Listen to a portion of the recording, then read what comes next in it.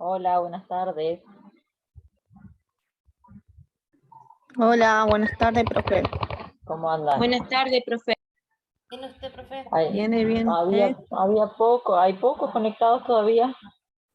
El tiempo malo será. 26 nomás conectados. Capaz que se conectan ahora más tarde. ¿Tienen prueba hoy oral? Que vi que pusieron algo en el grupo que... Profe, es que por la nota es para corrección. subir.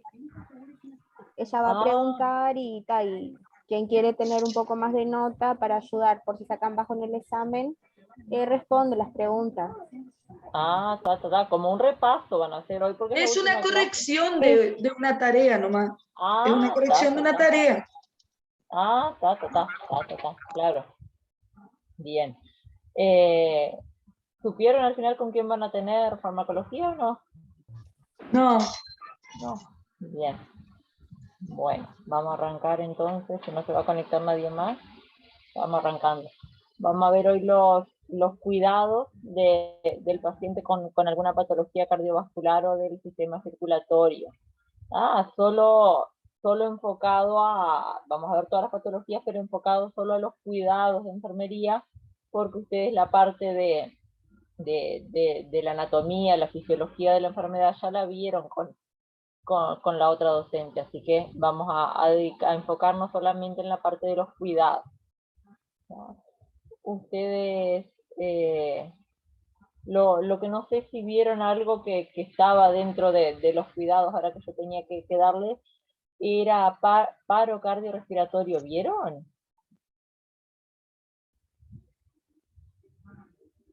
Creo que no, profe, yo no recuerdo. Está.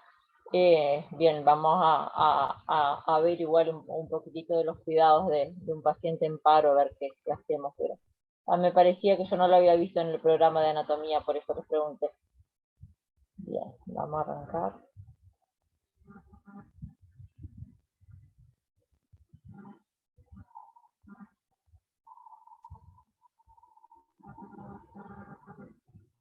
Bien, cuidados de enfermería entonces del paciente cardiovascular.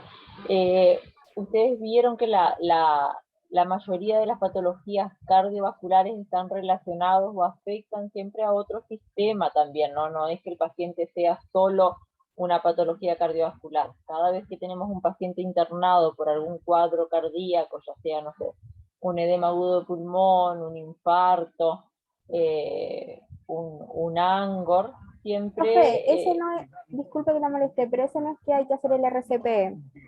Eso.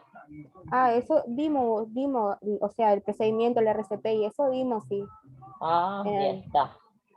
Es más que nada para que ustedes sepan los conceptos básicos, porque no, es el curso este son la atención de enfermería en el adulto. Este segundo módulo no es adulto crítico, es un adulto enfermo, pero no críticamente enfermo.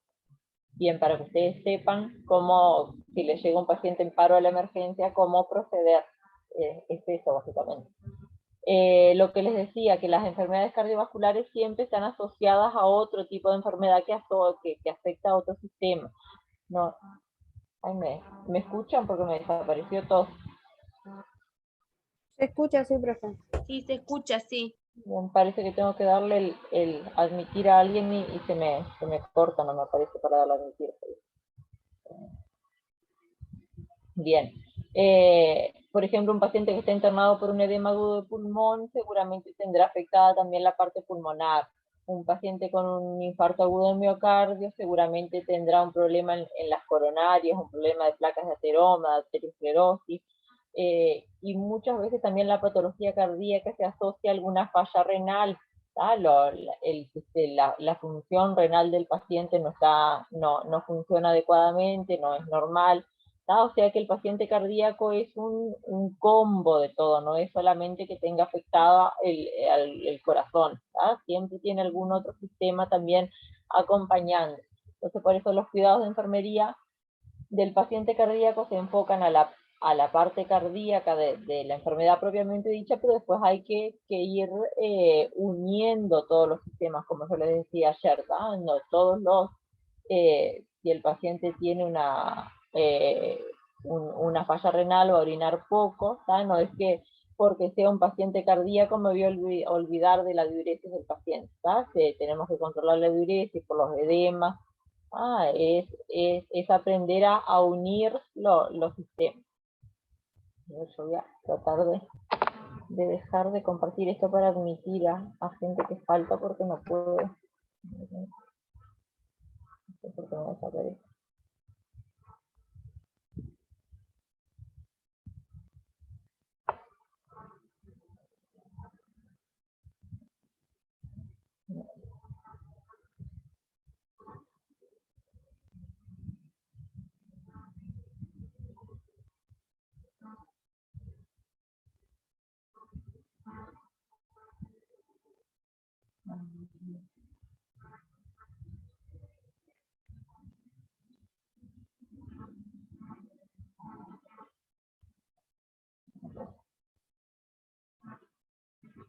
Les vuelvo a compartir.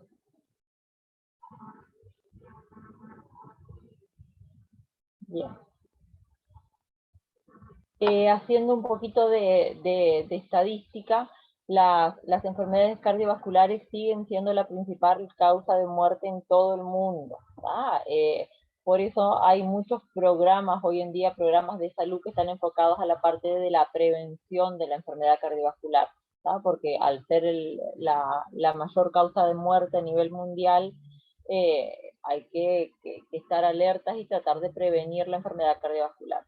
Más del 80% de estas muertes por problemas cardiovasculares se dan en los países de ingresos bajos y medios, donde estamos incluidos nosotros.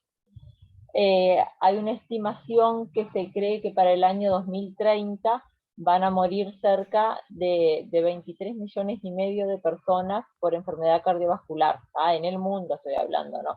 Sobre todo las enfermedades cardiovasculares son la cardiopatía y el accidente cerebrovascular, que es una enfermedad del sistema nervioso central, pero que involucra a la parte cardíaca. En Uruguay, propiamente dicho, las enfermedades cardiovasculares son casi el 30% de las defunciones, de los fallecimientos se deben a enfermedad cardiovascular, y es la primera causa de muerte también en Uruguay, así como en el mundo. Vamos a arrancar con cada una de ellas y con los cuidados. Vamos a ir como de más sencillo a más complejo la enfermedad. No vamos a empezar por la arteriosclerosis, que es una enfermedad en las arterias, ¿tá? Como el nombre lo dice, arteriosclerosis, es la acumulación de placas de ateroma, de placas de colesterol, sobre todo, en las paredes de las arterias. Es el acúmulo de depósitos adiposos, depósitos de grasa, de colesterol, que se llaman placas en el interior de las paredes de las arterias. Las paredes de las arterias van a quedar más gruesas, se van a endurecer, y la luz de la arteria, el diámetro de la arteria va a quedar menor al estar cubierto por placas de ateroma en el interior. Entonces, como que la sangre se va a dificultar, va a tener más dificultad en circular por las paredes de las arterias. Es una enfermedad arterial donde se van a endurecer las arterias por un engrosamiento de la capa muscular de la arteria. Hay una pérdida de elasticidad de las fibras musculares de la arteria, y hay un engrosamiento de la pared interna de la arteria, como les decía. Entonces hay una disminución de la luz arterial, y hace que los tejidos que están próximos a esa arteria reciban poco oxígeno y nutrientes. Entonces, como que los tejidos dejan de estar tan vitales, tan funcionantes, porque la arteria no transporta el oxígeno adecuadamente. Normalmente la arteriosclerosis no da ningún síntoma hasta que las arterias están ocluidas casi totalmente. Va a haber una reducción drástica del flujo de sangre en el interior de la arteria, y lo que hace también que disminuya entonces el flujo de oxígeno y de sangre, de nutrientes. Entonces lo que se va a producir es la denominada isquemia, y la isquemia del tejido se produce cuando hay una disminución del aporte de oxígeno. Entonces el tejido se va a morir, se va a producir la isquemia, y la isquemia del tejido es lo que va a ocasionar dolor y molestia al paciente. ¿Cómo se trata normalmente la arteriosclerosis? Se trata de normalizar los factores de riesgo que puedan hacer más propenso al paciente a desarrollar estas placas de ateroma. Entonces, lo que se busca es que si el paciente tiene el colesterol elevado, disminuir el colesterol con la dieta. Si es hipertenso o es diabético, que son patologías que también van a llevar a la arteriosclerosis, tratar los factores de riesgo. Y también este tratamiento tiene que ser oportuno, y si no es necesario, si no es suficiente tratar al paciente con la modificación de los factores de riesgo, ahí van a tener que agregar tratamiento medicamentoso a través de anticoagulantes o antitrombóticos, para evitar que el paciente se le forme un trombo, un coágulo en el interior de la arteria. Por eso, para la arteriosclerosis, lo ideal es practicar ejercicio rutinariamente, aunque sea un ejercicio suave, una dieta equilibrada, baja en grasas, practicar técnicas de relajación, porque muchas veces esas placas de ateroma se deben al estrés diario o a la angustia que tenga un paciente, y después abandonar los hábitos, los factores de riesgo que tenga el paciente, que se puedan modificar. Por ejemplo, si es tabaquista, que deje de fumar; si es alcoholista, que abandone el alcohol; si es un paciente sedentario, bueno, que practique más ejercicio. Se basa sobre todo en la modificación de los hábitos del paciente para tratar la arteriosclerosis. Como cuidados de enfermería, ¿qué vamos a hacer? Generalmente un paciente no se va a internar porque tenga problema de arteriosclerosis. Es un paciente que se va a tratar en policlínica, que va a ir al médico porque tiene algún síntoma, o se fatiga, o se cansa, o tiene una molestia a nivel precordial, o le duelen las piernas. Entonces el médico le va a pedir exámenes de laboratorio, y va a venir seguramente aumentado en sangre el valor de los triglicéridos, del colesterol. Entonces se lo va a tratar al paciente en domicilio a través del primer nivel de policlínica. Entonces generalmente el paciente no se interna solo por una arteriosclerosis, si está internado es porque tiene algo más asociado. Entonces los cuidados de enfermería son más enfocados a la parte del primer nivel de atención de policlínica y de los cuidados que el paciente tenga que tener en la casa. Lo primero es la dieta, que tenga una dieta adecuada, que reduzca al máximo los alimentos que son ricos en colesterol, que esos alimentos son el huevo, la manteca, todos los embutidos, las vísceras, la carne de cerdo, la carne de cordero, los quesos y la leche entera, y que también disminuya los triglicéridos saturados, aumentando el consumo de los triglicéridos insaturados, las grasas insaturadas, que son el aceite de oliva, cualquier tipo de semillas y todo tipo de pescado. Así que el principal tratamiento y cuidado de enfermería es educar al paciente en base a la dieta. Después, si el paciente tiene sobrepeso, ahí también hay que seguramente habrá que derivarlo a un nutricionista para que le ajuste la dieta para que sea baja en calorías y logre eliminar el sobrepeso. En caso de que sea hipertenso, ahí la dieta va a ser baja en sal. Si el paciente fuma, disminuir el consumo de tabaco. Si el paciente consume alcohol, que disminuya la ingesta de alcohol. Realizar el ejercicio físico moderado y en forma regular. No sirve que el paciente haga ejercicio durante 15 días de corrido y después abandone el hábito, aunque sea 2 veces por semana, pero que sea en forma regular. Y si tiene indicada medicación para la arteriosclerosis, como la atorvastatina, el Tovaris, la simvastatina, que son los medicamentos que se dan para la arteriosclerosis, que los tome, porque muchas veces el paciente no tiene ningún síntoma, como por ejemplo no tiene si tenemos cefalea, vamos a tomar un analgésico, pero en el caso de la arteriosclerosis el paciente no siente nada, entonces muchas veces abandona la pastilla, la medicación, porque como no tiene ningún síntoma, ¿para qué la va a tomar? Pero incentivar a que si tiene indicada la medicación, la tiene que tomar, que los tome a la misma hora, de manera regular, ponerlos a la vista, que no se olvide, porque muchas veces como no siente nada, me olvido, lo dejo guardado en la casa y me olvido. Recordar que el horario de la toma es muy importante y que no se saltee ningún día, que sea regular el tratamiento. Bien, eso básicamente con la arteriosclerosis. Ahora pasamos a la hipertensión arterial, que se abrevia como HTA. Es una enfermedad sistémica a nivel de todos los sistemas y que va a consistir en la elevación crónica de la presión arterial por encima de los valores normales, de los bajos normales, de los valores normales. ¿Se acuerdan que el año pasado hablamos de la cifra, desde cuándo es hipertensión, que había varias clasificaciones, hipertensión leve, moderada, severa?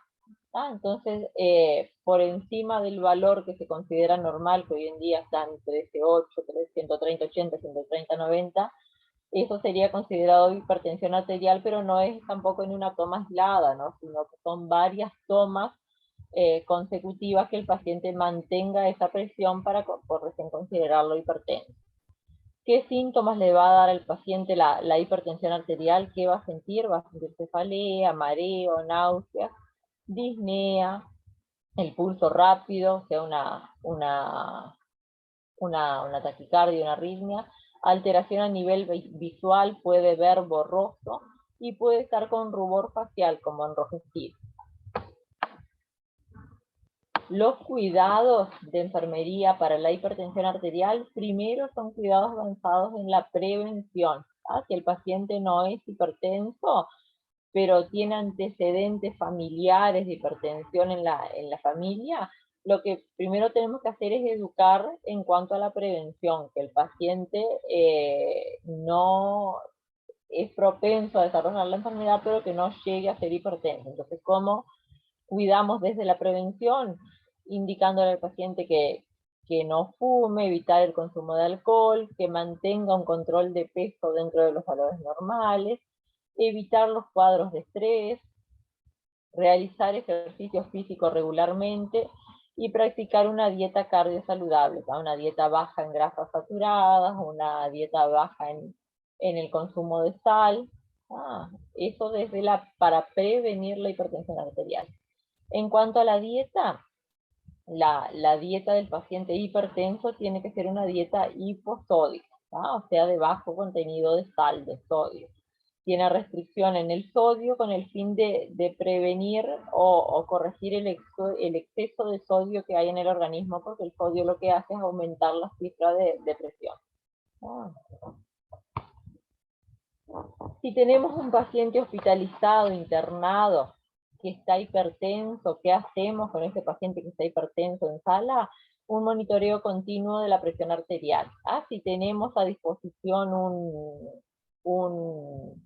un monitor de pacientes, se lo conectamos al monitor del paciente y programamos el monitor que cada hora haga un registro del valor de la presión arterial. Si no tenemos monitores en la sala común de internación, lo que vamos a hacer es controlarle manualmente la presión arterial más veces que lo habitual, ¿tá? Lo habitual es que si tenemos un paciente internado, se controlen los signos vitales una vez por turno. Pero en el caso de que el paciente está hipertenso, tenemos que comunicar al médico, el médico seguramente nos va a indicar algún medicamento que le hagamos para disminuir el valor de la presión, entonces vamos a tener que controlarlo después de darle la medicación a la hora, por ejemplo. Si no bajó la presión, volver a controlarlo a la media hora, ¿tá? Entonces es un monitoreo más continuo de que si tuviésemos un paciente con la cifra normal de presión. Evitar caídas bruscas de la presión arterial, ¿tá? Así como es nocivo la hipertensión, también es nociva el descenso brusco de la presión. El médico nos va a indicar medicación para disminuir la presión, pero paulatinamente, siempre va a indicar dosis mínimas, ¿tá? Y si el paciente, por eso es monitorear continuamente la presión, nos va a indicar, no sé, por decirle un ejemplo, captopril 12,5 miligramos sublingual, que sublingual se acuerdan que tenía el efecto más rápido que por vía oral. Entonces controlamos a la hora, y si sigue con la misma presión, ahí el médico seguramente nos va a indicar de nuevo captopril 12,5 más, y controlar a la hora de nuevo. No nos va a indicar de entrada captopril 25, sino que nos va a ir indicando fraccionado hasta que se logre el descenso gradual de la presión, no que baje bruscamente. Controlar la ingesta y la excreción de líquidos, acuérdense que está todo relacionado. Un paciente hipertenso puede ser que esté hipertenso por acumulación de líquido, que tenga exceso de volumen de líquidos en el organismo, que no tenga una adecuada función renal, que no esté orinando bien. Entonces el exceso de líquido en el organismo le aumenta la presión. Entonces, si tenemos al paciente hipertenso, preguntarle si orinó, cuándo fue la última vez que orinó, que bueno, que la próxima vez que vaya al baño, que no orine en el water, que orine en un bocal, en un frasco del violín, para controlar cuánto está eliminando de líquidos y cuánto ingiere también es importante saber. En caso de pacientes hipertensos severos que se mantienen días con la presión elevada, es necesario hacer balance hídrico.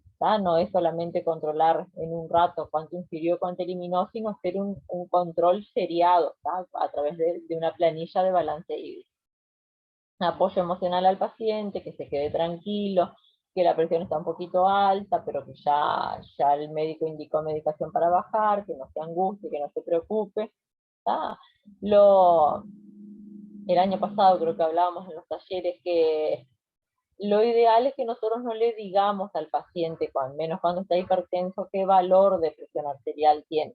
Si tiene 200, 100 de presión, no le vamos a decir, porque lo vamos a dejar más ansioso, más nervioso, pero tampoco tenemos que mentirle, no le podemos decir está normal. Le decimos que está un poquito alta, pero que no se preocupe porque ya tiene indicado medicación para bajar. Educar sobre los factores de riesgo, aprovechar que el paciente está internado para hablarle que tiene que comer sin sal, que tiene que caminar más, hacer más ejercicio, si fuma, ver que si alguna vez ya pensó en dejar de fumar, que eso puede estar influyendo también en la suba de la presión. Y el uso adecuado de los fármacos. Si el paciente ya es hipertenso de antes y tiene indicado fármacos para bajar la presión arterial, indagar a ver si el paciente los estaba tomando o no, o se había abandonado porque estaba con la presión bien, entonces dejó de tomar la pastilla de la presión. Y insistir en que la hipertensión es una enfermedad crónica que no puede abandonar nunca la medicación por más que sus cifras estén normales, tiene que seguir tomando la medicación de manera crónica. El tratamiento farmacológico que nos va a indicar el médico para un paciente que está hipertenso, vamos a nombrarlo nomás porque ustedes los van a ver ahora cuando empiece farmacología. Por lo general se indican diuréticos, que lo que hace es que el paciente elimine más líquido, orine más, beta bloqueantes que actúan a nivel cardíaco para disminuir la presión, bloqueadores de los canales de calcio, que también actúan a nivel cardíaco, inhibidores de la enzima convertidora de angiotensina, que son los llamados IECA, el enalapril, que es la medicación más conocida para bajar la presión, es un IECA, antagonistas de los receptores de angiotensina o inhibidores directos.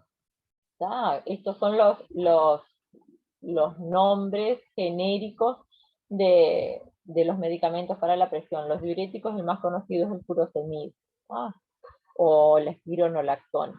Pero no me voy a detener mucho en esto porque ustedes lo van a empezar a ver mañana. Bien, pasamos ahora a la angina de pecho o ANGOR, es lo mismo. Esto comúnmente la angina de pecho se conoce como el dolor precordial. Al dolor en la zona del corazón se le llama angina o ANGOR de pecho. El paciente va a sentir un dolor, una presión como una opresión a nivel torácico, que es episódico, y por lo general no es una enfermedad en sí, la angina de pecho, sino que es un síntoma de la enfermedad de la arteria coronaria. Es cuando se produce una demanda excesiva en la cavidad cardíaca y el músculo cardíaco no está perfundido adecuadamente, no le llega el suficiente oxígeno al músculo cardíaco, entonces se produce el dolor a nivel torácico. Tenemos dos tipos de angina de pecho, la angina de pecho estable y la inestable. En la angina de pecho estable, lo que hay es un aumento en el metabolismo cardíaco, en la actividad del corazón. Entonces, al haber un aumento en la actividad cardíaca, se produce un desequilibrio entre la demanda y aporte de oxígeno y de dióxido de carbono. Y después tenemos la angina de pecho inestable, que este es el dolor cardíaco que da en la insuficiencia coronaria aguda, en el infarto agudo del miocardio, y cuando el paciente tiene muy elevadas las placas de ateroma en sus arterias. Todo se manifiesta, la angina se manifiesta a través del dolor, pero hay distintas formas, distintas interpretaciones de ese dolor torácico. ¿Qué cuidados de enfermería vamos a hacerle a un paciente que está con un ANGOR? Estos pacientes por lo general no llegan a la emergencia con una angina de pecho y es un problema agudo. El paciente no va a estar internado 10 días con dolor en el pecho. Es un problema que se resuelve fácilmente. Entonces lo primero que tenemos que hacer es utilizar una valoración del dolor que sea organizada y para asegurarnos una revisión completa e integral del paciente. ¿Se acuerdan ustedes cuando dimos paciente quirúrgico, me parece que fue, que hablamos de la escala EVA del dolor, que era explicarle al paciente que si tenemos una escala de 1 a 10, que el paciente nos indique de 1 a 10 en qué nivel está su dolor. 1 es sin dolor y 10 es el máximo dolor intolerable. Entonces, tener una escala, una valoración organizada que el paciente nos indique. Si llega a la emergencia con un dolor en el pecho, y cada uno tiene un concepto propio de dolor. Por ahí para lo que para mí es dolor, que me duele el dedo, para otro no es el mismo significado del dolor. Cada uno tiene un umbral de dolor diferente. Entonces, para valorar el dolor, preguntarle al paciente, si tengo una regla de 1 a 10, que 1 es sin dolor y 10 es el máximo dolor, ¿en cuánto se ubica en este momento el dolor? Si es un dolor 5, 6, 7. Entonces, a partir de esa valoración que nos hace el paciente, es cómo se lo va a cuidar, cómo se lo va a tratar después.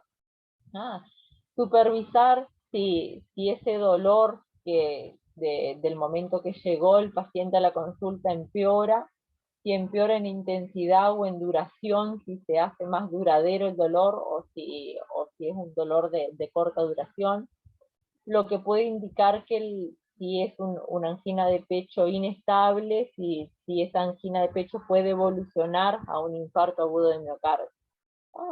Lo más importante en este momento es que el paciente haga reposo, solicitar el reposo del paciente, porque la actividad lo que va a hacer es aumentar la demanda sobre el corazón y disminuir la cantidad de oxígeno circulante.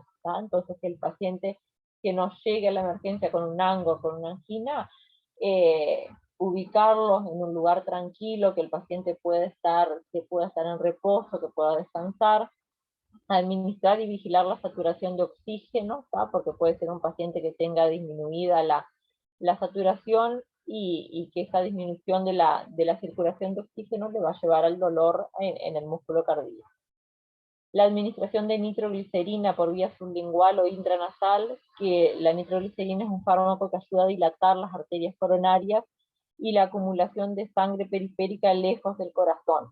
Pero esta administración de nitroglicerina siempre va a ser con la indicación del médico. Nosotros no podemos administrar nada sin tener la indicación médica. La nitroglicerina es el fármaco de elección, la droga de elección para tratar el dolor precordial. Hay alguien que tiene el micrófono activado.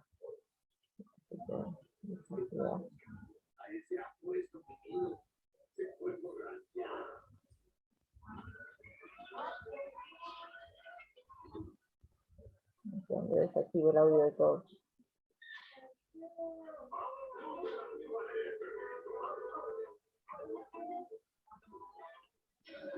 Agustina dice, profe. Sí, pero no lo encuentro acá en la pantalla. Ya está. Bien, entonces el paciente con una angina con dolor precordial va a estar en reposo y en posición semi-Fowler, que es la adecuada para que el paciente expanda mejor sus campos pulmonares y pueda oxigenar mejor el músculo cardíaco. Al menos durante las primeras 24 horas del dolor, que el paciente se mantenga en reposo y en esa posición. Proporcionar oxígeno suplementario continuo a través de una máscara facial de flujo libre para que se produzca el mejor intercambio gaseoso y la oxigenación de los tejidos. El oxígeno, acuérdense también que es un fármaco, es considerado un medicamento que se administra con la indicación del médico. Si no tiene indicado en las indicaciones médicas oxígeno y controlamos al paciente y está con una saturación de 90%, le vamos a avisar al médico: mira, doctor, tiene una saturación de 90%, le coloco oxígeno. Por más que sea obvio que hay que colocarle porque está disminuida la saturación, comunicarle al médico. Valorar y controlar los cambios en la función respiratoria. El paciente puede estar hiperventilando, puede aumentar su frecuencia respiratoria.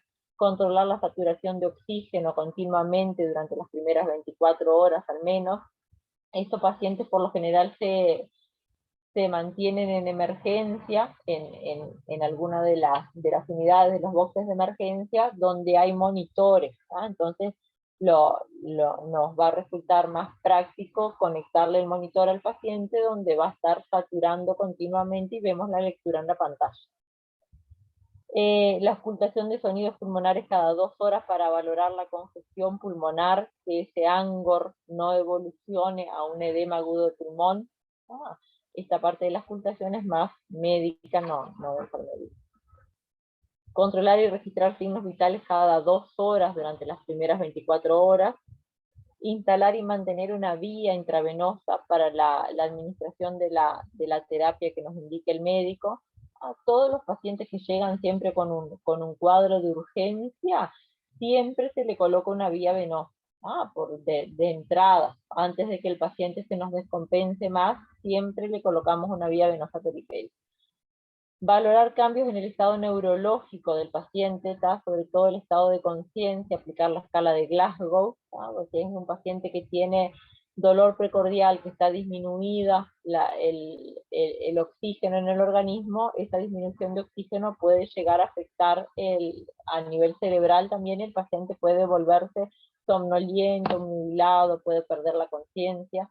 Entonces no es solo valorar el dolor que tiene en el pecho, sino que hacer una valoración completa del paciente. Controlar la ingesta y la excreción de líquidos cada hora y realizar balance hídrico por turno. Realizar un electrocardiograma de 12 derivaciones durante el episodio de dolor y después que haya cedido el dolor también. El electro, vamos a ver mañana cómo se hace un electrocardiograma, pero todos los electrocardiogramas son de 12 derivaciones, lo que se le dice que es el electro común. Es muy importante que en el momento que el paciente llega con dolor, se le haga un electro, porque pueda haber alguna alteración en alguna de las ondas del electro. Y después que el dolor ceda, también hay que volver a hacer un electro para ver si hay algún cambio entre el electro durante el dolor y el electro posterior, si hubo alguna secuela del dolor. A ver, porque el ángulo, el dolor puede evolucionar a un infarto. Educar a los pacientes sobre los nitratos para ayudar a disminuir la precarga y la demanda de oxígeno sobre el corazón. Los nitratos es la nitroglicerina, la medicación que se le da para el momento que está con dolor. Instruir a los enfermos sobre los requerimientos de ácido acetilsalicílico a diario para evitar que las plaquetas se aglutinen y produzcan un coágulo en las arterias coronarias. Los pacientes que tienen angina de pecho o angor son pacientes cardíacos crónicos, que por lo general dentro de su medicación habitual van a tener las aspirinas, las aspirinas del ácido acetilsalicílico, que también el paciente por ahí se olvida de tomarlo, porque como se toma siempre a mediodía o no está en la casa, o anda apurado, o come y se olvida de tomar, y como no tiene ningún síntoma, no toma, ¿verdad? Que la importancia de cumplir con el tratamiento medicamentoso, porque la aspirina lo que hace es evitar que se formen las placas de ateroma, es un anticoagulante, entonces evita la formación de un trombo, de un coágulo en las arterias. Bien, pasamos ahora a insuficiencia cardíaca. Se abrevia con la sigla IC, es una enfermedad crónica del corazón. Cada un paciente que es diagnosticado con insuficiencia cardíaca va a ser insuficiente cardíaco toda su vida. No se va a mejorar. Puede estar bien controlado su insuficiencia y puede tener periodos de descompensación.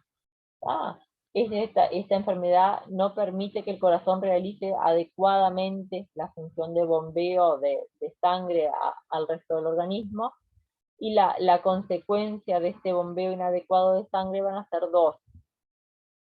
Una va a ser la incapacidad para enviar sangre a todos los órganos del cuerpo, y otra es la incapacidad de recibir la sangre venosa desde los pulmones y los demás órganos hacia el corazón.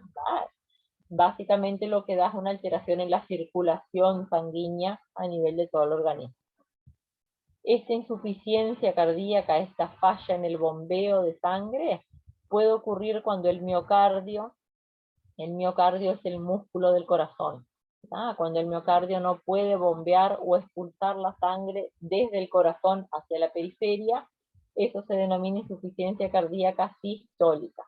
Y después cuando los músculos del corazón, el miocardio, están rígidos y no se llenan con sangre fácilmente, o sea que no reciben la sangre, eso es la insuficiencia cardíaca diastólica. Así que la sistólica es cuando el corazón no expulsa la sangre adecuadamente, y la insuficiencia diastólica es cuando el corazón no se llena de sangre, no recibe la sangre del resto del organismo. Bien. ¿Qué tratamiento habitualmente tiene la insuficiencia cardíaca? Los mismos que para toda la enfermedad coronaria. La dieta del paciente va a tener que ser baja en sal, hiposódica, que el paciente realice actividad física regular. Esto en el caso de que el paciente tenga una insuficiencia cardíaca y que esté en domicilio, que esa insuficiencia no esté descompensada. Entonces el paciente para evitar que se descompense su insuficiencia cardíaca va a tener que cumplir con este tratamiento.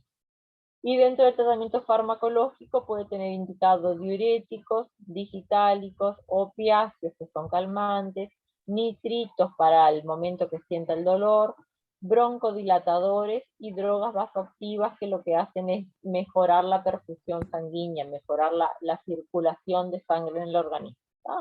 Esto es toda medicación crónica que el paciente va a tener que tomar de por vida. ¿Y qué cuidados de enfermería le vamos a hacer a un paciente que está con insuficiencia cardíaca descompensada, un paciente que está internado por insuficiencia cardíaca? Primero lo posicionamos, la posición va a ser, en un paciente cardíaco, siempre la posición adecuada va a ser la posición de Fowler, porque nos va a ayudar a expandir la caja torácica, nos va a ayudar a respirar mejor y que se oxigene mejor el músculo cardíaco. Controlar los signos vitales y realizar una monitorización cardíaca si tenemos un monitor a mano, controlar presión arterial, la temperatura, frecuencia cardíaca, frecuencia respiratoria, saturación de oxígeno, y medir la presión venosa central en el caso de que el paciente tenga colocado una vía venosa central. Aliviar la ansiedad del paciente, que se quede tranquilo, que ya se va a solucionar su problema de insuficiencia cardíaca, que ya va a sentirse mejor, que va a poder respirar mejor, que no va a tener más dolor precordial.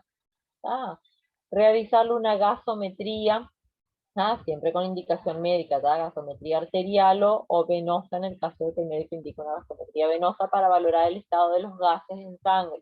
Los pacientes con insuficiencia cardíaca descompensada van a tener el oxígeno disminuido en sangre y aumentado el valor de dióxido de carbono. Administrarle oxígeno al paciente mediante una mascarilla también. En los casos de pacientes cardíacos, siempre el sistema de oxigenoterapia más recomendado es la mascarilla antes que el catéter nasal. Se prefiere siempre el uso de mascarilla. Venoclisis, canalizar una vía venosa periférica, siempre de entrada cuando el paciente ingresa, siempre le colocamos una vía venosa que nos va a servir para realizarle, cumplir el tratamiento que nos indique el médico y para hacer la extracción de sangre también en el momento del ingreso. Después vamos a ver mañana cuando veamos la parte de vía venosa periférica. De una vía venosa periférica se le puede extraer sangre enseguida que la colocamos, la primera vez. Después, si el paciente tiene indicado al otro día una extracción de sangre para el laboratorio, ahí no podemos sacar sangre de esa vía periférica, tenemos que hacer otra función para sacar sangre. Pero en el momento del ingreso, ya que funcionamos para colocar una vía periférica, de esa misma vía extraemos sangre en ese momento. Después se la utiliza solo para administración de medicación. También le vamos a hacer un electrocardiograma a este paciente con insuficiencia cardíaca para detectar arritmias o signos de isquemia a causa de la insuficiencia cardíaca. Signos de el electro nos va a dar información acerca si hay parte del músculo cardíaco que está mal oxigenado. Colocar una sonda vesical para control estricto de diuresis, también con la indicación del médico la sonda vesical, y realizar una placa de tórax para valorar la congestión pulmonar, si esa insuficiencia cardíaca no está acompañado de un edema agudo de pulmón. Bien. Ahora pasamos, vieron que los cuidados son más o menos todos similares, basados en el control de signos vitales, la posición del paciente, la oxigenación, la dieta, canalizar una vía venosa periférica, extraer sangre para el laboratorio, controlar la ingesta y la eliminación a través del balance hídrico. En algunos casos, a medida que se va complicando la patología cardíaca, se van complejizando los cuidados, como que le agregamos la colocación de la sonda vesical, la realización de una gasometría, medir la presión venosa central si tiene una vía central. Cada patología lo vamos viendo en orden más complejo cada vez, como que se va agravando el paciente. Entonces, de una insuficiencia cardíaca, el paciente puede desarrollar a raíz de una insuficiencia cardíaca un edema agudo de pulmón. ¿Va quedando claro hasta acá más o menos?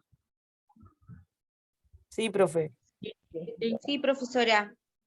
Bien, el edema agudo de pulmón se lo van a encontrar siempre con la sigla EAP. No es en sí una enfermedad, pero es complicación de otra anormalidad del sistema cardíaco. Siempre el paciente no va a tener un edema agudo de pulmón aislado, siempre va a estar acompañado de una insuficiencia cardíaca, de una angina, siempre va a estar junto a otro problema. El edema agudo de pulmón puede tener su origen en el pulmón, o lo más común es que sea un edema agudo de pulmón de origen extrapulmonar, o sea, de procedencia cardíaca, que no tiene nada que ver con los pulmones. El problema de base del paciente sea un problema cardíaco, como puede ser una insuficiencia cardíaca descompensada, y a raíz de esa insuficiencia se va a generar el edema agudo de pulmón. No es que el paciente tenga un problema pulmonar, sino que es todo de origen cardíaco. El edema agudo de pulmón es una urgencia médica. Por eso se debe identificar rápidamente, se debe diagnosticar rápidamente un edema agudo de pulmón, instalar un tratamiento preciso y bien oportuno, que no se demore el tratamiento. El paciente con edema agudo de pulmón, si no se trata inmediatamente, muere, muere inundado. Porque está inundado de líquidos, de secreciones, entonces se va a morir si no se lo trata. Este edema agudo de pulmón va a consistir en una acumulación de líquido en los pulmones, lo cual va a dificultar el intercambio gaseoso entre los capilares pulmonares, entre los alvéolos y la sangre. Al estar inundados los pulmones de líquido por una falla cardíaca, entonces no va a ingresar el oxígeno a los pulmones y no se va a producir el intercambio gaseoso y no va a haber oxígeno circulante en el organismo. Entonces el paciente va a terminar muriendo inundado en líquido y sin oxígeno. En la enorme mayoría de los casos, el edema agudo de pulmón va a ser consecuencia de una insuficiencia cardíaca izquierda, sobre todo a nivel de las válvulas izquierdas del corazón, de las cavidades izquierdas, que esa insuficiencia puede estar descompensada por un infarto agudo de miocardio o por alguna arritmia, por una alteración en el ritmo cardíaco. En algún caso, esto es lo más común, que el edema agudo de pulmón sea de origen cardíaco, secundario a un problema cardíaco. En algunos casos puede que el edema agudo de pulmón sea ocasionado por inhalación de algún producto químico, que en ese caso se llama edema agudo de pulmón de origen no cardiogénico, o sea que no es originario a través de una enfermedad cardíaca. El edema agudo de pulmón cardiogénico es el que deriva de una enfermedad cardíaca. ¿Qué tratamiento general se le da a un paciente con edema agudo de pulmón? Dependerá sobre todo siempre de lo que indique el médico, pero van a ser a base de diuréticos. Diurético es para eliminar el exceso de líquido que hay en el organismo. El diurético más comúnmente utilizado es el furosemide. En esto, el furosemide es una medicación que viene en comprimido. Cuando el paciente está compensado, se trata ambulatoriamente con furosemide comprimido, y si el paciente está internado por un edema agudo de pulmón, va a ser furosemide intravenoso. En estos casos de edema agudo de pulmón, que se necesita que el paciente elimine gran cantidad de líquido del organismo, se le pone casi siempre un goteo de furosemide por bomba de infusión continua. El paciente va a tener un suerito con una carga de furosemide, que por lo general siempre es un suerito de 100, con 5 ampollas de furosemide dentro, y eso se lo coloca una bomba de infusión continua, y está continuamente goteando la medicación para tratar de eliminar el exceso de líquido. Cuando ese edema agudo de pulmón ya está más compensado, ahí seguramente le van a retirar el goteo continuo y va a pasar a furosemide intravenoso reglado, cada 6 horas, cada 8 horas, cada 12 horas, no más por goteo continuo.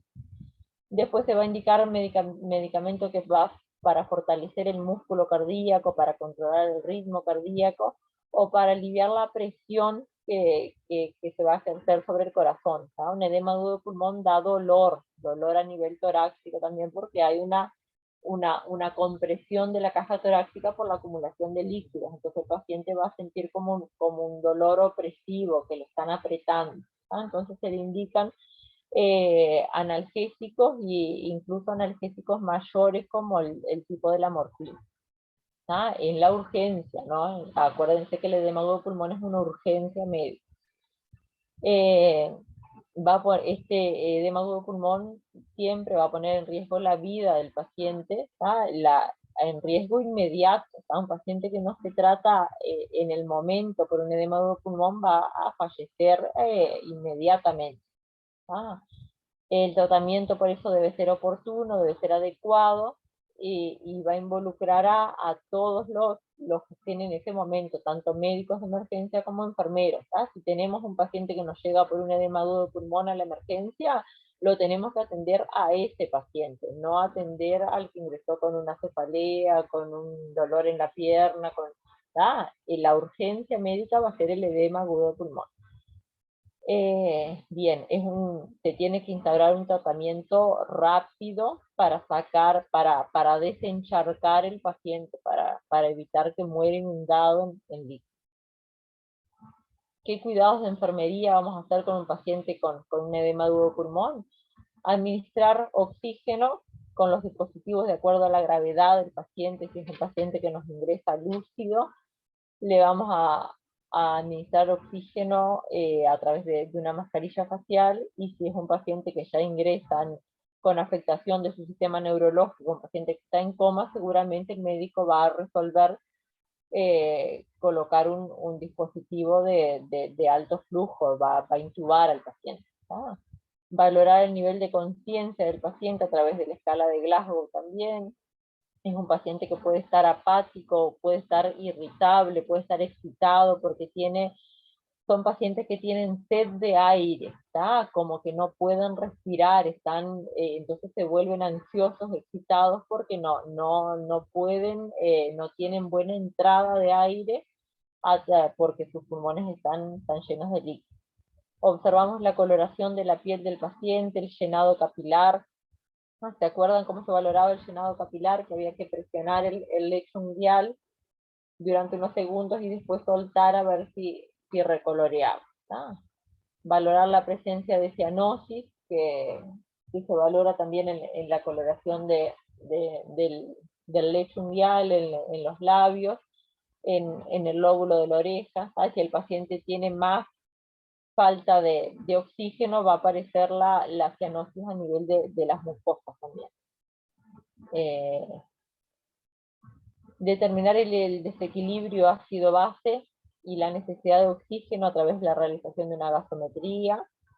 Colocar al paciente, vieron que si tenemos que tener, eso es una urgencia médica, y que hay que tener todo siempre preparado, ¿no? En las emergencias. Si nos llega un paciente de estos y el médico dice vamos a hacer una gasometría, lo ideal es que tengamos ya preparado en una bandejita, en un tapercito, los materiales para una gasometría, porque si nos ponemos en ese momento a buscar los materiales para hacer una gasometría, vamos a demorar.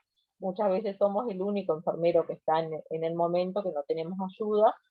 Entonces, si tenemos que preparar el material para el médico para hacer una gasometría, asistir al médico porque va a intubar al paciente, colocarle una vía venosa periférica, colocarle una vía venosa central, sacarle sangre para exámenes de laboratorio, nos volvemos locos en el momento y es urgente. Entonces, por eso la importancia es siempre tener las bandejas armadas en los servicios y bien rotulado, y las bandejas completas. Si tenemos bandeja de gasometría y la usamos, ya dejarla pronta para el próximo uso, porque nunca sabemos cuándo nos va a llegar otro paciente. Hay veces que nos llegan 2, 3 pacientes en el mismo turno, y tenemos que tener siempre el material disponible. Colocar al paciente en la posición adecuada, posición semi-Fowler o Fowler, toma de los signos vitales completos. En este caso casi siempre se lo monitoriza al paciente, apenas llega, se le coloca, se lo monitoriza, entonces el monitor se va a encargar de hacer la toma de los signos vitales. Observar la permeabilidad de la vía periférica, canalizar una vía de buen calibre, porque este paciente va a tener que recibir medicación en grandes dosis, y tenemos que tener una buena vía venosa periférica, estar seguros de que esté permeable, que no tengamos problema con la administración de medicación. Realizar nebulización según la orden médica, ¿tá? Para tratar de que el paciente ventile mejor. Colocar sonda vesical, ¿tá? Medir la diuresis horaria, va a tener un control estricto de diuresis, porque lo que nos interesa es que el paciente elimine líquidos, entonces tenemos sí o sí que controlar qué cantidad de líquido elimina el paciente. Valorar también las características de la orina, si es una orina clara, si es turbia, si hay sangre en la orina, porque puede ser que el paciente tenga una alteración en la coagulación, y cuando empiece a eliminar líquido, ese líquido, esa orina es con sangre. Mantener al paciente, por supuesto, en reposo absoluto, ¿no? En posición semi-Fowler y en reposo, no se puede levantar. Tener a mano el equipo para intubación orotraqueal, ¿tá? Porque si el paciente no reexpande los campos pulmonares, no mejora la ventilación, la entrada de oxígeno, con una mascarilla seguramente va a haber que intubarlo. Tenemos que tener todo el equipo para intubación a mano. Preparar la ventilación mecánica no invasiva, el ventilador también, que siempre hay en todas las emergencias, que esté a mano. Valorar al paciente a través de la escala de Glasgow, ¿tá? Controlar la conciencia del paciente, si es un paciente que no llega lúcido a la emergencia y después vemos que se empieza a deprimir, que no nos contesta más las preguntas, que se duerme, ¿tá? Valorar la escala de Glasgow, mirarle las pupilas, hablarle a ver si nos responde. Observar la coloración de la piel, el relleno capilar, y después administrar el tratamiento farmacológico que esté pautado, ¿no? Todo lo que nos indique el médico va indicando, nos indica, y nosotros somos los que tenemos que ejecutar esas indicaciones, tenemos que estar bien alertas y saber la ubicación de todos los materiales dentro de la emergencia para administrar el tratamiento oportuno, no que el médico nos diga y nosotros pasaron 10 minutos y seguimos buscando a ver dónde estaba el furosemide, dónde está la bomba, dónde tengo un pedito de 100 para preparar el goteo. Tenemos que tener todo en una emergencia, en un box de emergencia tiene que estar todo a mano, todo rotulado, es muy importante siempre tener todo rotulado, los lugares, la ubicación de los materiales, para encontrarlos rápidamente. Una demora en el tratamiento puede llevar a la muerte del paciente con un edema agudo pulmonar. Bien, pasamos ahora al infarto agudo de miocardio, que también es otra urgencia médica. El infarto agudo de miocardio se abrevia con las letras IAM, YAM.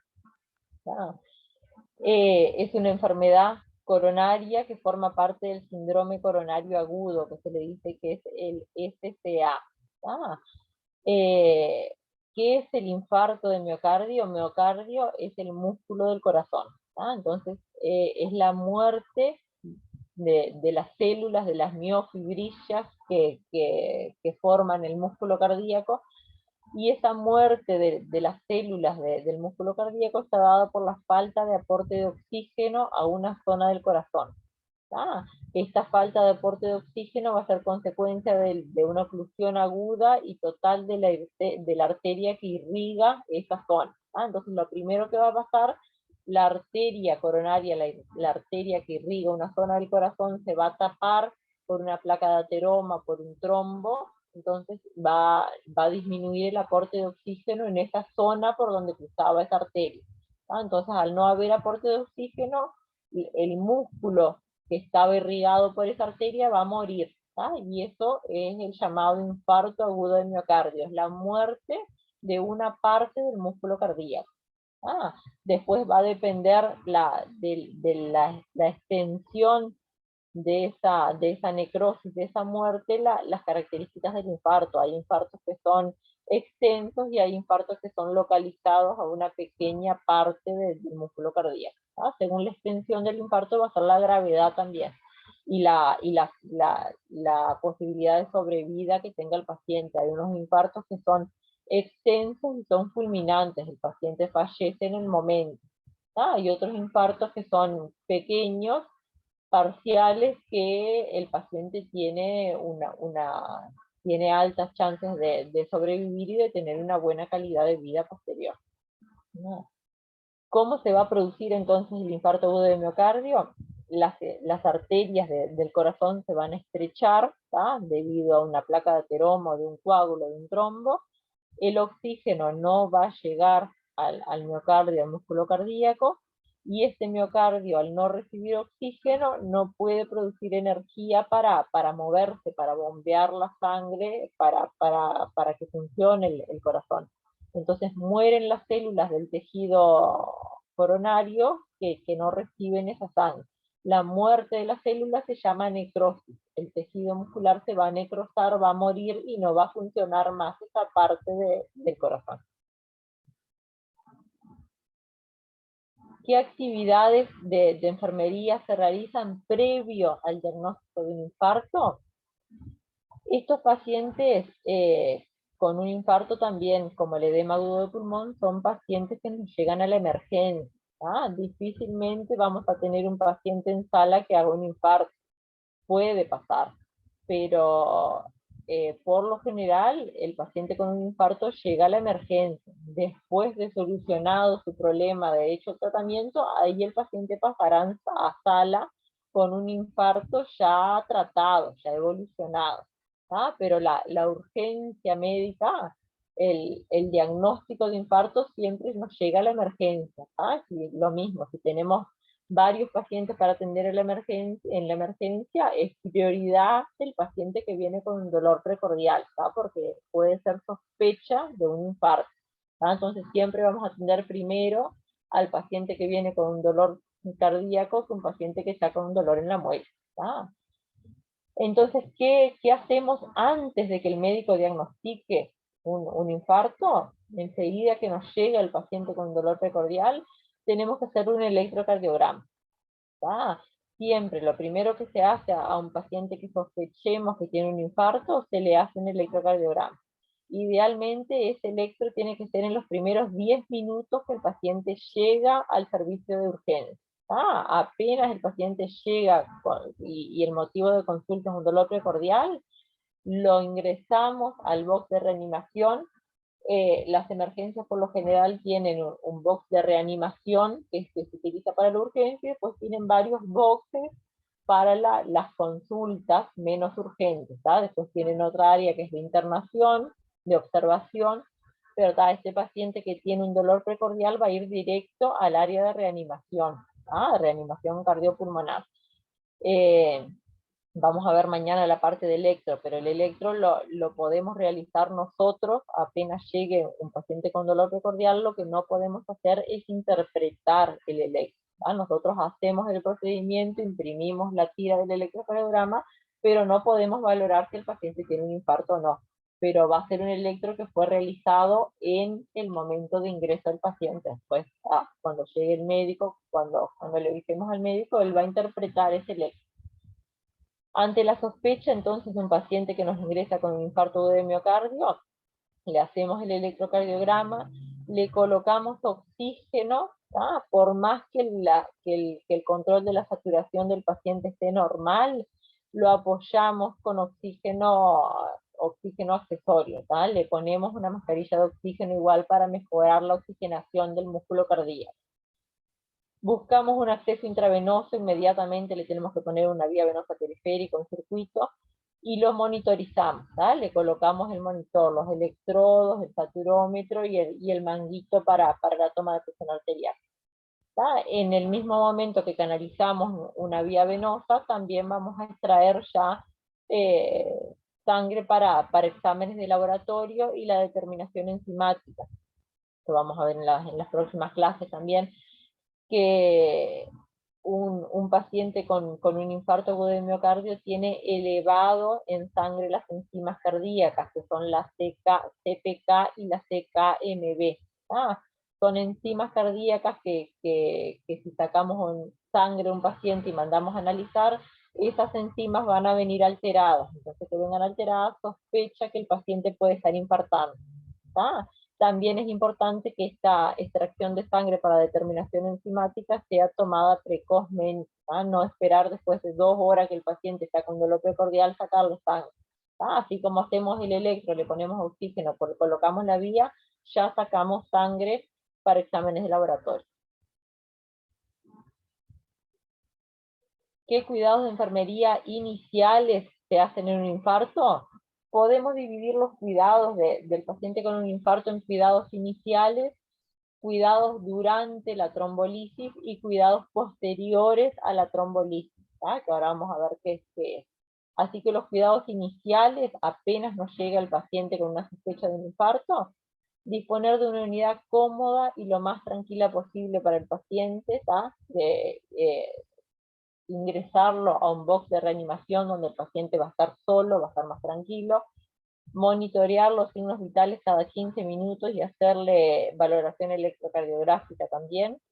Por eso es que lo ingresamos a un box de reanimación donde tenemos disponible un monitor que nos va a estar cada 15 minutos controlando todos los parámetros vitales. Mantener al paciente en posición semisentado, posición Fowler, cómodo. Explicarle cada una de las intervenciones que vamos a hacer al paciente y su familia, no hacer todo mecánico y sin hablarle al paciente, sino de ir hablándole para tratar de que el paciente se tranquilice. Va a ser un paciente que está con dolor, que está nervioso, entonces sí, imagínense que llega, lo ponemos para una sala solo, cerramos el biombo, cerramos la cortina, lo monitorizamos, le sacamos sangre, le ponemos oxígeno, el paciente no va a entender nada y más ansiedad le va a crear. Entonces, cada paso que vamos haciendo, le vamos informando al paciente para que lo haga. Administrarle oxígeno, establecer una vía venosa periférica, administrar los fármacos de acuerdo al protocolo médico, de acuerdo a la indicación médica, y registrar. Esto es muy importante y la mayoría de las veces en la urgencia nos olvidamos. El paciente en la urgencia va a tener una historia clínica también, donde hay que registrar paso a paso todo lo que enfermería hace. Este paciente con un infarto agudo de miocardio va a ser un paciente que se va a derivar para realizar una angioplastia, un cateterismo. En el caso de acá de Bella Unión, este procedimiento no se hace acá. El paciente se lo deriva a Salto, donde tenemos un instituto de medicina altamente especializada donde se hacen los cateterismos. Salto es el hospital de referencia a nivel de la región norte. Antes los pacientes con infarto, antes le estoy hablando hace 3 años atrás, no es que hace 20 años, hace solo 3 años atrás todos los pacientes con infarto del interior del país se iban a Montevideo para hacerse el cateterismo. Imagínense, desde Bella a Montevideo tenemos mínimo, en ambulancia son 8 horas de viaje, así que era mucho el riesgo de trasladar a los pacientes con un infarto. Ahora tenemos ese centro regional en Salto, entonces el paciente en 1 hora y poco ya está ingresado para la cateterización cardíaca. Entonces, si nosotros no registramos, nos olvidamos de registrar, cuando queremos ver el paciente ya salió en traslado y ya se fue y nosotros nos quedamos sin registrar nada. Entonces, cada procedimiento, cada tarea que vamos haciendo, vamos registrando.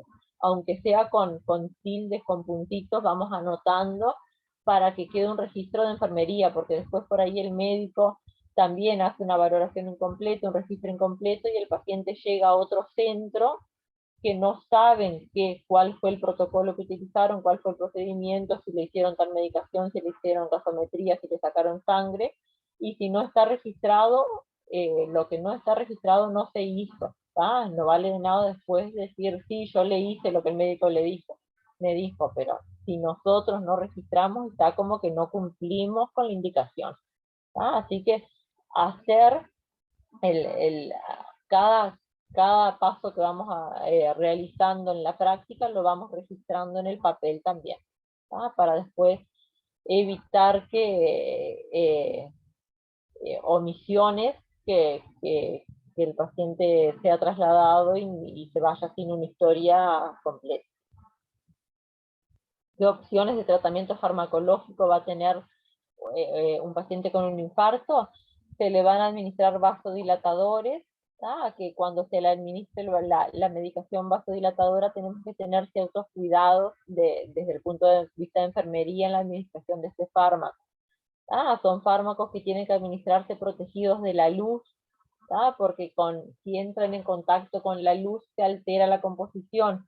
Entonces son fármacos que vienen con una cubierta de una bolsa negra, que tenemos que administrarlo dentro de esa bolsa negra para que no entren en contacto con la luz. Evaluar la respuesta del paciente cuando se le esté administrando el vasodilatador. Supuestamente le tiene que disminuir el dolor, cambiar la presión arterial del paciente y le puede dar como efecto secundario la cefalea, que en este caso se administrará algún analgésico. Pero cada vez que administramos una medicación vasodilatadora, tener en cuenta esto, que la presión se nos puede bajar rápidamente y va a disminuir el dolor también, pero puede aparecer la cefalea. En el caso de administrar medicación beta bloqueante, los cuidados de enfermería que tenemos que tener mientras se administra esa medicación: identificar signos de bajo gasto cardíaco, como puede ser una disminución de la frecuencia cardíaca. El paciente puede entrar en bradicardia, puede tener menos de 50 latidos por minuto, puede tener una presión arterial sistólica que sea menos de 90, entonces tenemos que estar monitorizando continuamente al paciente. En el caso de que el paciente tenga indicadas las dos drogas, vasodilatadores y beta bloqueantes, tenemos que organizarnos con los horarios de administración. No podemos administrar los dos medicamentos juntos porque se va a producir un efecto potencializador, como que se va a potenciar el efecto y el paciente, los dos causan disminución de la presión, se nos puede ir la presión al piso si administramos los dos medicamentos juntos. Entonces, administrar uno, valorar el efecto secundario que tenga, si no le produce tanto descenso de la presión, ahí le administramos el otro. Siempre con la indicación del médico, ¿no? Bien, los cuidados de enfermería relacionados con el ambiente, con el entorno del paciente mientras se está tratando el infarto: disminuir todos los factores externos que tengamos presente, que no haya ruidos, que no haya luces, que no haya comentarios inadecuados frente al paciente, que no estemos comentando en voz alta. Ya, no sé, que el médico es muy común que diga: ya llamaste a CTI, ya me coordinaste el traslado, ya tal. Que se haga todo el procedimiento, pero sin alterar al paciente, que el paciente no esté escuchando todo lo que nosotros estamos diciendo.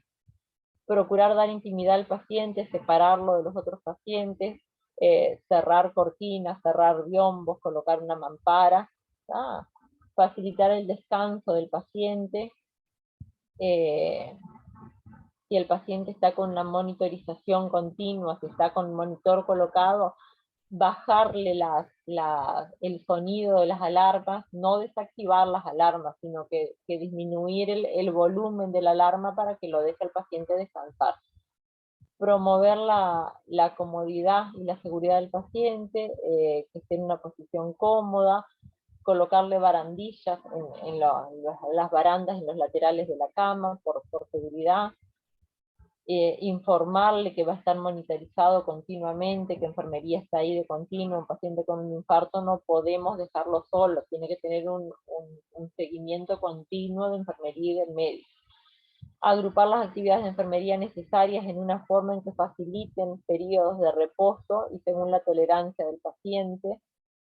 Si tenemos que hacerle varios procedimientos al paciente, no sé, colocar una vía venosa, hacer una gasometría, realizarle un electro, sacar sangre y colocarle una sonda vesical, vamos a tratar de realizar todos los procedimientos seguidos. No vamos a ir a colocarle una vía, nos vamos, a la hora volvemos, le sacamos sangre, a las 2 horas volvemos, le colocamos la sonda, porque no lo vamos a dejar al paciente descansar nunca. Entonces vamos con todo, le hacemos todos los procedimientos y después nos dejamos descansar. Cuidados de enfermería durante la trombolisis. ¿Qué es la trombolisis? Es la administración de medicación, de una medicación que lo que va a hacer es tratar de romper el trombo que ocasionó el infarto, la isquemia.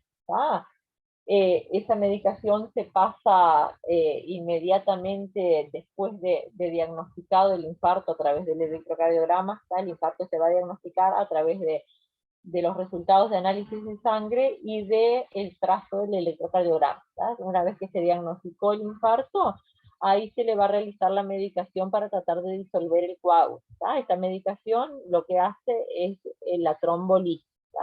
El nombre del medicamento es streptokinasa, es el medicamento para tratar el infarto.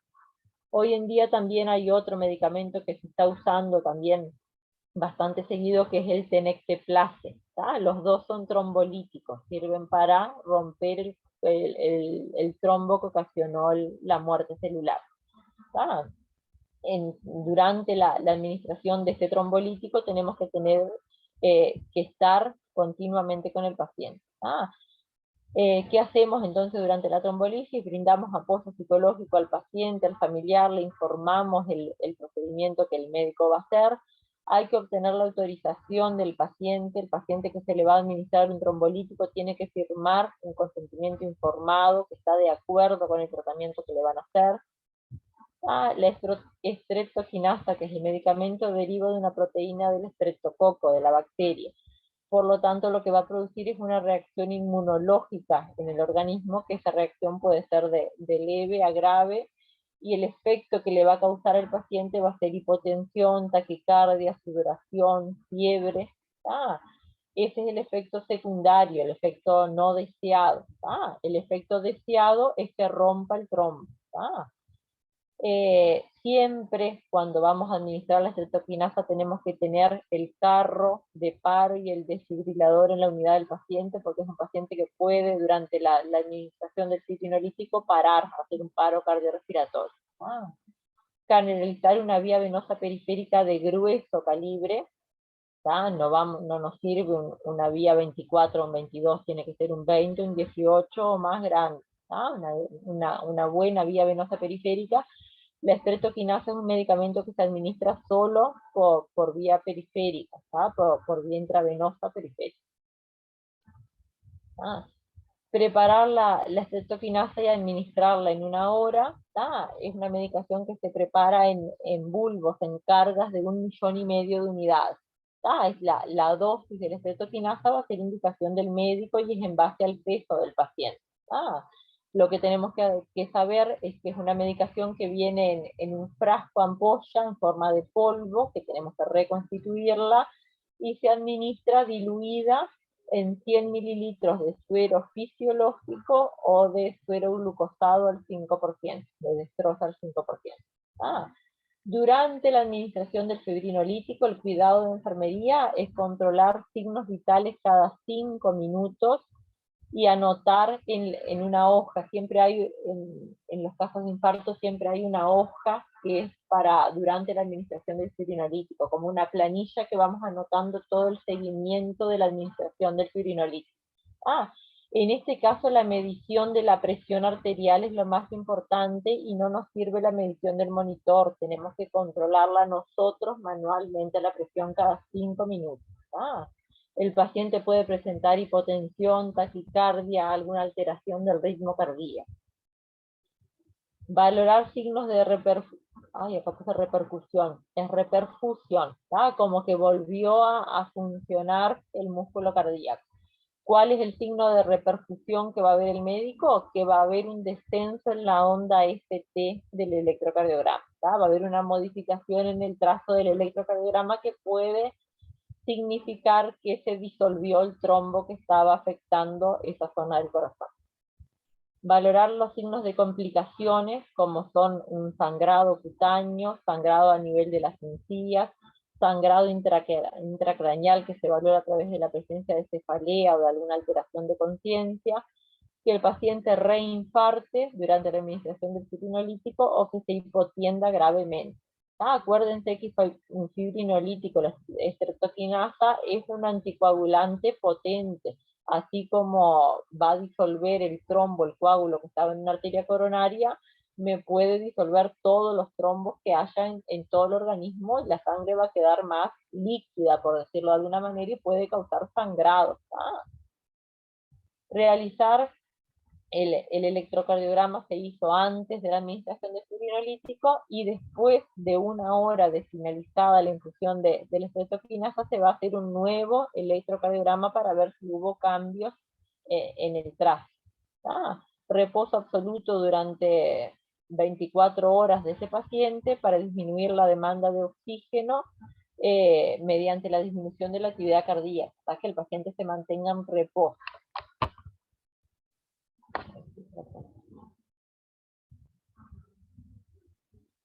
¿Y qué cuidados vamos a tener con el paciente infartado después de administrada la medicación trombolítica?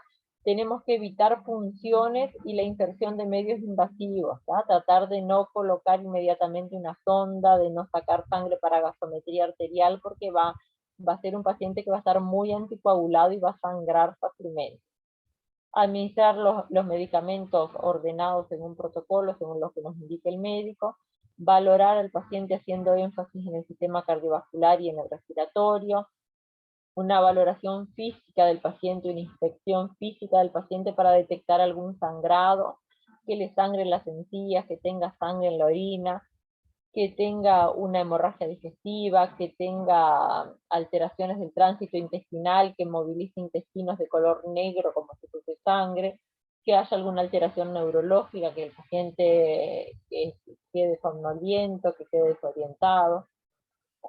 Monitoreo de las pruebas de coagulación, seguramente le indicarán en la evolución algún análisis para ver la cantidad de plaquetas y el estado de la protrombina, el coagulante que tiene la sangre, para valorar el fibrinógeno.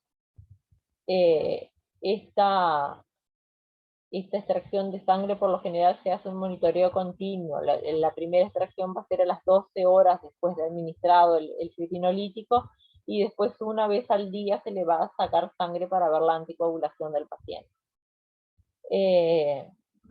Bien, explicarle al paciente los riesgos que puede tener la administración de este fibrinolítico, que esté atento a cualquier sangrado que pueda tener, y evaluar cómo respondió el paciente al tratamiento. Se supone que con la administración del fibrinolítico el paciente va a dejar de tener dolor precordial, su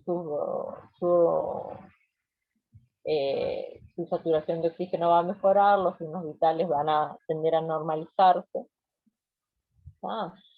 Y después de realizado este tratamiento trombolítico, seguramente el paciente será derivado a un centro para realizarle el cateterismo cardíaco, ¿no?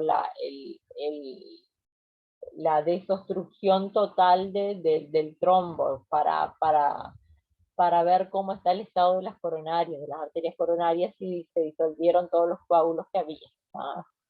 En el caso de que sea un paciente de cabezón, se lo va a trasladar. Si es un paciente de salto, se le va a realizar el tratamiento ahí. Bien, y después tenemos el paro cardiorrespiratorio, entonces, que es el PCR.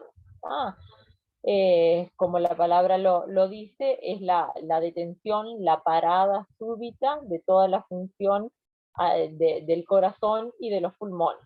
Es un paro de origen cardiorrespiratorio. El corazón y los pulmones se detienen, dejan de funcionar. La sangre va a dejar de circular, por lo tanto deja de haber suministro de oxígeno al cerebro, al corazón, a los pulmones y a todo el resto del organismo. Esta falta de circulación de oxígeno va a provocar una anoxia tisular, los tejidos no van a tener oxígeno y van a morir en caso de no ser atendido en forma adecuada. El paro cardiorrespiratorio es la principal urgencia médica, no hay nada más urgente que un paro cardiorrespiratorio. Como personal de enfermería, ¿qué tenemos que saber ante un paro cardiorrespiratorio? Tenemos que estar preparados para actuar en el momento de la reanimación. Somos parte del equipo que va a reanimar al paciente.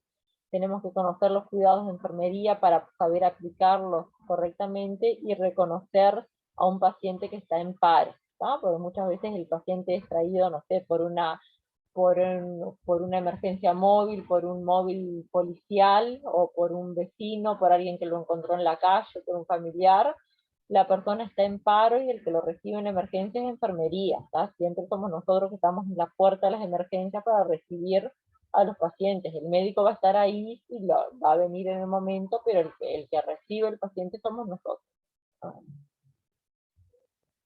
¿Cómo identificar un paciente que está en un paro cardiorrespiratorio? El paciente no va a respirar, ¿tá? Va a tener ausencia de signos vitales, la piel va a estar pálida o morada dependiendo de la duración que tenga ese paro, especialmente la piel va a estar morada en los labios y en el lecho unguial, en la uña, va a tener pérdida de conocimiento por disminución de la oxigenación, no va a estar lúcido, las pupilas van a estar dilatadas parcialmente, ¿tá? Acuérdense de las pupilas que van a estar con midriasis dilatadas. A los 2 o 3 minutos la dilatación pupilar ya va a ser normal y la pupila no va a reaccionar a la luz, ¿tá? Es una urgencia, la diferencia, 1 minuto va a ser la diferencia. ¿Qué materiales tenemos que tener siempre disponibles en las emergencias para atender un paro cardiorrespiratorio? Un carro de paro, ¿tá? En todas las emergencias siempre hay un carro, ¿tá? Que ese carro va a tener ahora vamos a ver una foto, una serie de cajones, y que esos cajones esté el material organizado dentro como para tener todo armado en el momento, no tener que salir de ese box de reanimación para ir a buscar materiales. Tenemos que tener todo disponible ahí. Si demoramos 2 o 3 minutos yendo allá a la enfermería a buscar una jeringa, cuando volvemos el paciente ya murió, ¿tá? Tenemos que tener todo ahí a disposición. Tenemos que tener en algunos casos el carro de paro ya tiene todo, pero en otros hay otro carro accesorio que es donde preparamos la medicación. Aspiración, ¿tá? Aspirador portátil o aspiración central, siempre disponible, siempre pronto, con el frasco, con la tubuladura, con la sonda de aspiración, todo pronto, que no tengamos que armar en el momento. Una tabla rígida se usa muchas veces porque tenemos que hacerle los masajes cardíacos al paciente, entonces necesitamos que el paciente esté acostado sobre una tabla rígida, sobre una superficie rígida. Si en el caso de que no tengamos la tabla, en la camilla igual, pero que con las camillas por lo general tienen un colchoncito finito que no se mueve tanto al hacer el masaje cardíaco. Oxígeno también, así como la aspiración siempre disponible, siempre pronta, y el monitor, el cardiodesfibrilador en el caso de que haya que cardiovertir al paciente, que realizarle el choque cardíaco.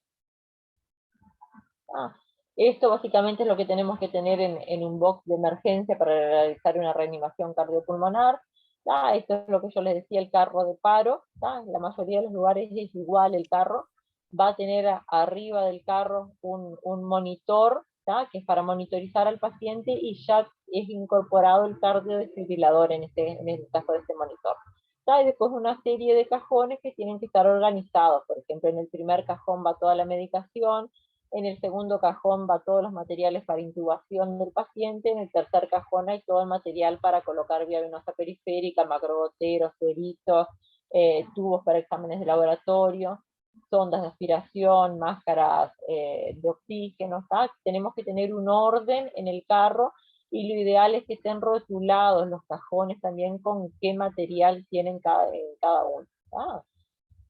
Esto es la parte de que tenemos que tener pronto para la intubación de un paciente, un ambul, los tubos orotraqueales de diferentes medidas, el laringoscopio con palas de diferentes medidas también, guantes, máscaras laringeas, sistema de oxigenoterapia, sistema de aspiración, todo esto puede estar dentro de uno de los cajones del carro, pero que esté bien identificado que lo tenemos ahí. Un electrocardiógrafo para monitorizar la actividad eléctrica del paciente, la tabla si la tenemos para acostarlo al paciente encima de la tabla, y bien, esto sería ya la foto de una reanimación empezada.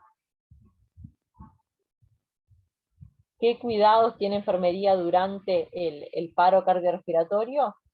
verificamos el llamado al equipo, inmediatamente que nos llega un paciente en paro, se va a activar todo el sistema de alarma, se va a llamar al médico que está en emergencia, el médico seguramente va a llamar al cardiólogo que esté de guardia.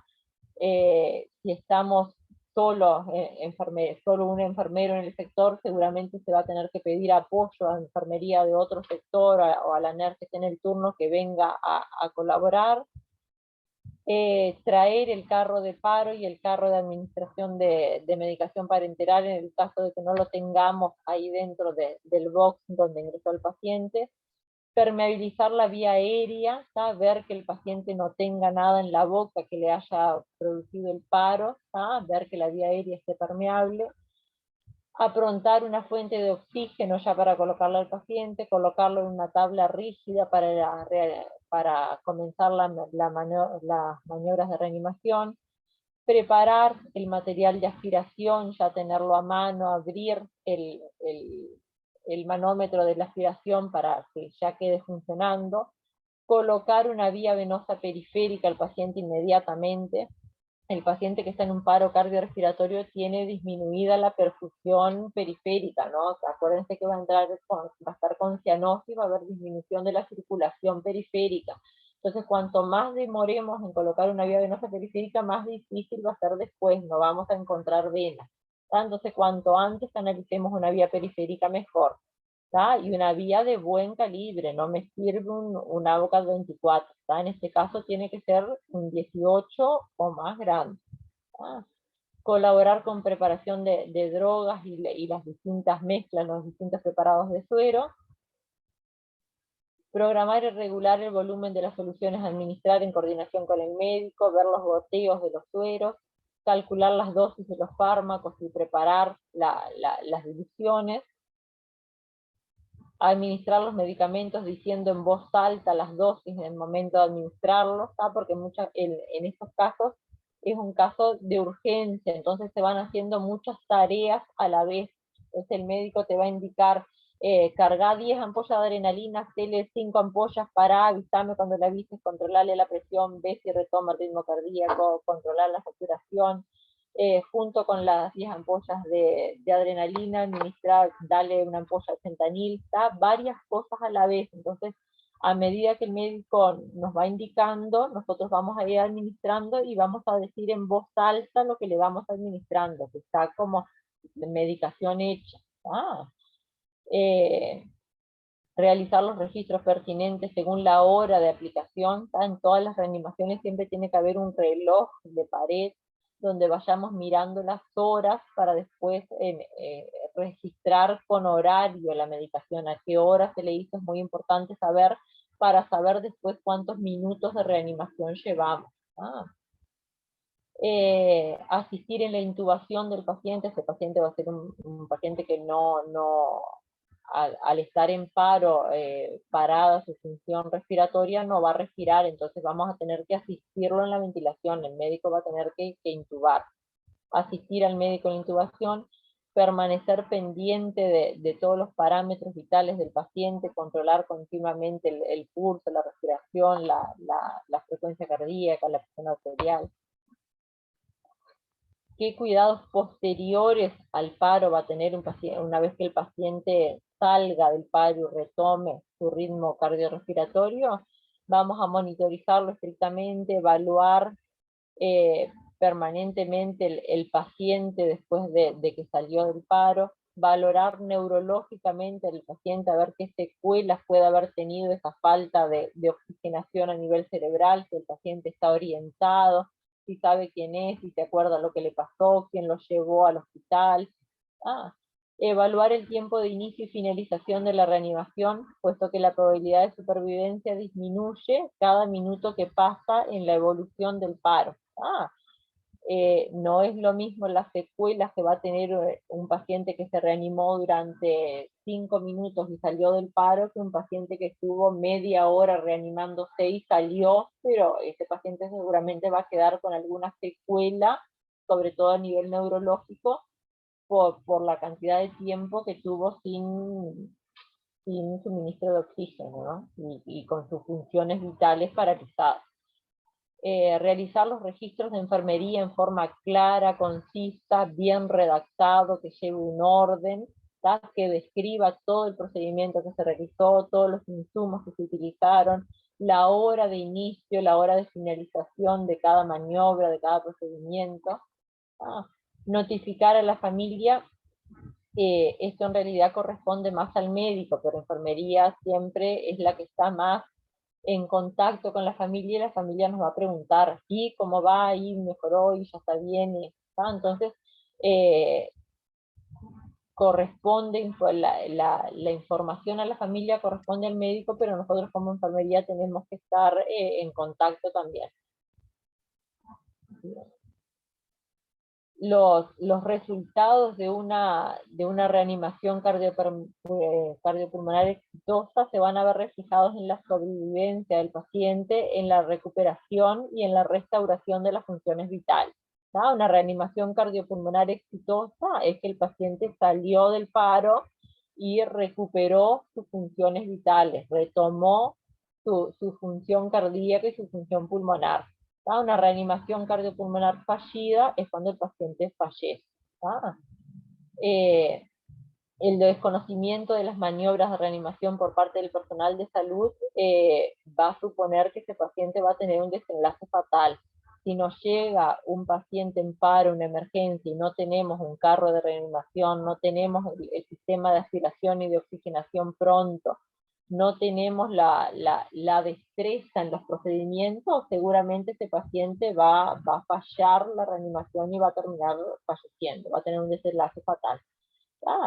El profesional de enfermería debe adquirir y desarrollar un rol fundamentado en el proceso de atención disciplinar. Ya tenemos que tener una sistemática y una lógica para saber valorar al paciente. Nosotros vamos a ser los primeros que vamos a recibir ese paciente y vamos a tener que detectar si el paciente está en ausencia de signos vitales, si está en paro. En ese caso se desencadena todo un mecanismo rápido, que cuanto más rapidez tengamos en iniciar las maniobras de reanimación, más posibilidad va a tener el paciente de sobrevida. En ese caso, un paciente que está en paro va a depender de nosotros si el paciente vive o no. Bien. ¿Quedó claro más o menos? Sí. Yo creo que tengo aquí un videito cortito sobre la actuación en una emergencia de un paciente en paro. No es todo el protocolo, pero más lo básico. Cada institución va a tener su protocolo armado de cómo actuar ante un paro cardiorrespiratorio, ¿no? Son todos similares, pero cada institución va a tener protocolizado todos los procedimientos.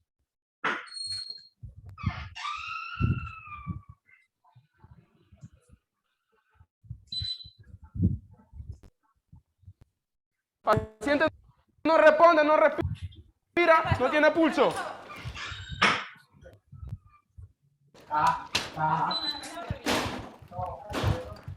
Esta escena es parte de un simulacro realizado en el Hospital Nacional. Una urgencia que se puede presentar en cualquier momento. Se trata de un paro cardíaco. Paciente no respira, no responde. Vamos a ayudar a esta aldea. Activa el código. Si activa el código. Vamos a empezar. Empieza la RCP. 1, 2, 3. El personal del Hospital Nacional ha sido entrenado para dar reanimación cardiopulmonar, una técnica útil que puede salvar vidas. Analizando el ritmo. Analizando el ritmo. Lejos del paciente. No es desfibrilable. Seguimos dando RCP. 1, 2, 3. La persona que recibe reanimación cardiopulmonar tiene mayores posibilidades de superar un paro sin secuelas neurológicas. Tiene pulso. Se está moviendo. Ya respira. Nosotros tenemos que estar conscientes, como ya lo mencioné, de que lo que está ahí es una vida. No podemos perder tiempo viendo qué vamos a hacer o quién se va a encargar de cada función, porque ya todos nosotros estamos preparados y debemos saber qué vamos a hacer en ese momento. Las compresiones tienen que ser fuertes y rápidas, con una profundidad adecuada de más o menos 5 centímetros o 2 pulgadas en adultos. Y en niños y neonatos tienen otra medida, pero más o menos 1,5 pulgadas de compresión. Pero en todos tienen que ser fuertes y rápidas, más o menos de 100 a 120 por minuto, ¿sí? O hacer 5 ciclos de 30 compresiones y 2 ventilaciones. Estos eventos no son frecuentes, pero pueden ser catastróficos. De repente el proceso o el infarto no ocurre dentro de un salón, ocurre en un cuarto de urgencia, en una sala de espera, y entonces mientras todos estemos preparados, se minimiza que el paciente vaya más allá. Puede venir un paciente con un dolor en la pierna normal al cuarto de urgencia, le duele la pierna y resulta que llegando se desmaya. Y los médicos, si están ocupados en ese momento, no pueden atenderlo. Pero el personal que está atendiendo a ese paciente y que ya ha recibido el curso de RCP puede atenderlo en el momento y dar la reanimación adecuada hasta que el personal idóneo, médico o un personal con mayor conocimiento pueda acceder al paciente y darle los servicios necesarios. Las puertas del Hospital Nacional están abiertas para que todos los panameños tomen el curso de reanimación cardiopulmonar. Es un aporte que se hace para... Bien. Era más que nada para que vean la urgencia y la importancia de trabajar en equipo y de trabajar en que queden los pasos claros de lo que se va a hacer, que haya alguien que organice la situación y que lleve como el comando de todos los pasos que se van haciendo y tal, después de disponer de todos los materiales. Vieron que en ese momento entraron con un carro que ya tenía todo en el carro y que no hay que andar buscando en otro lugar las cosas. Bueno, si les quedó más o menos claro, vamos terminando por acá. No, nos vamos a ver mañana seguimos con aparato cardiovascular. Que pasen bien. Bueno, nos vemos. Chao, profe.